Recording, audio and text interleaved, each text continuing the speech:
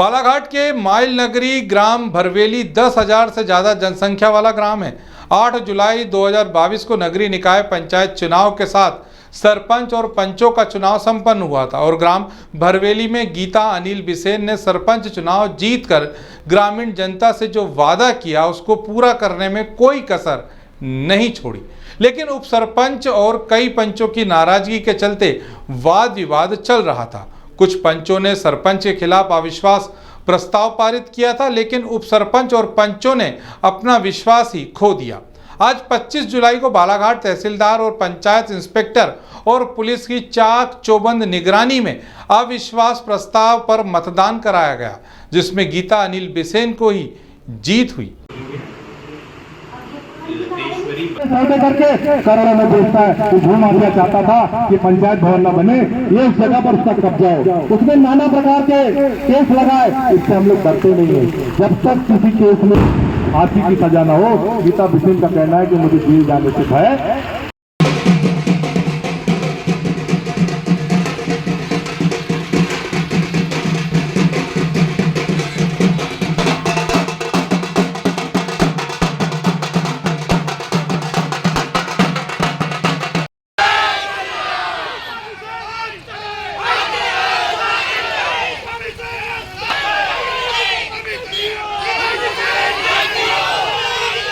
तो संख्या बल से आज भी जीते हैं और हमेशा जीते रहे। संख्या बल जो हमारी संख्या है 13 लोगों की, और हम लोग जो शासन के पंचायत अधिनियम उस रूपरेखा से हम लोग हार चुके थे 2 वोटों से।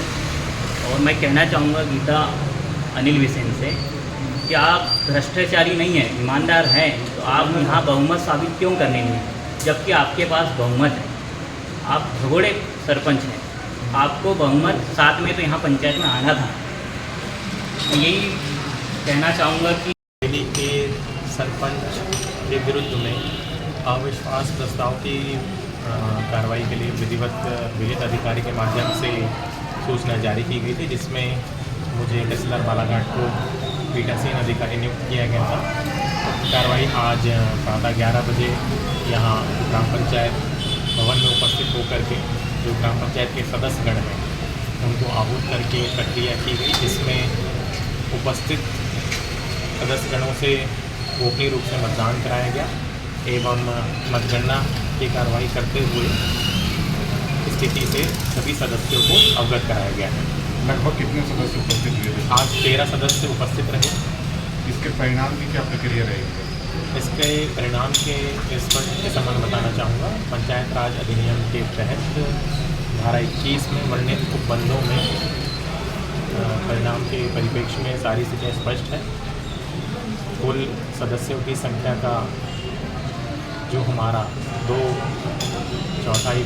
तिहाई भाग रहता है उससे अधिक होना चाहिए, और जो उपस्थित एवं मतदान करने वाले हमारे सदस्य उनकी संख्या में 3/4 से कम नहीं होना चाहिए।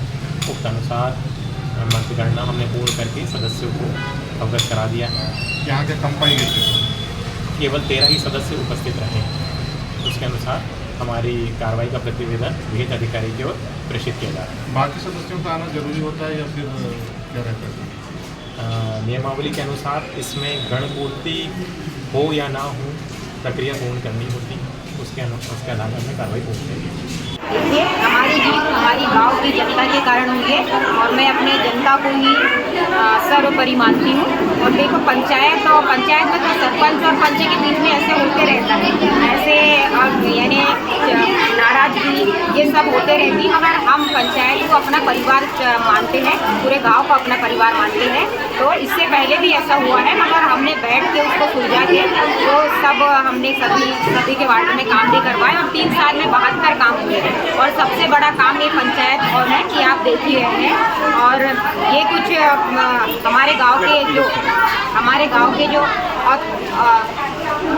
विपक्षी लोग हैं जो चाहते हैं कि भरवेली सरपंच हट जाए और यहाँ फिर से गुंडागर्दी चालू हो जाए, नशाखोरी चालू हो जाए, ये सोच के उन लोग हमारे पीछे भिड़े थे। जब से ये अतिक्रमण टूटा है तब से मैं बता रही हूँ कि इतने हमारे पीछे लगे हैं कि हमारा जीना हराम हो गया है। मुझे तो कभी कभी ऐसा लगता था कि ये सरपंच जो पद है, पंचायत जो बना रही हूँ, मैं अपने लिए बना रही हूँ क्या? मैं तो ये हमेशा यहाँ रहूँगी नहीं, मेरे बाद और भी कोई बैठेंगे। इसलिए जनता है, जनता में तो जो भी चुन के आएगा वो इस पंचायत में बनेगा। मगर ऐसा हुआ अतिक्रमण तोड़ने के बाद और पंचायत चालू होने के बाद कि इतने पीछे बढ़ गए कि उनने धरती आसमान एक कर दिए कि भरवेली पंचायत ना बने और भरवेली सरपंच धारा 40 में हट जाए। इस टाइप में उनने एक से एक सब चीज़ों में हमारा जो धंधा चल रहा है, जिससे हमारा पेट भर रहा है, हमारी दुकान, बैंक, सब में उन लोगों ने शिकायत लगाए। एक पूरी छोटी छोटी चीज़ों में शिकायत लगाए। मगर बोलते हैं ना कि सच्चाई जिसके साथ है उसकी जीत होती है।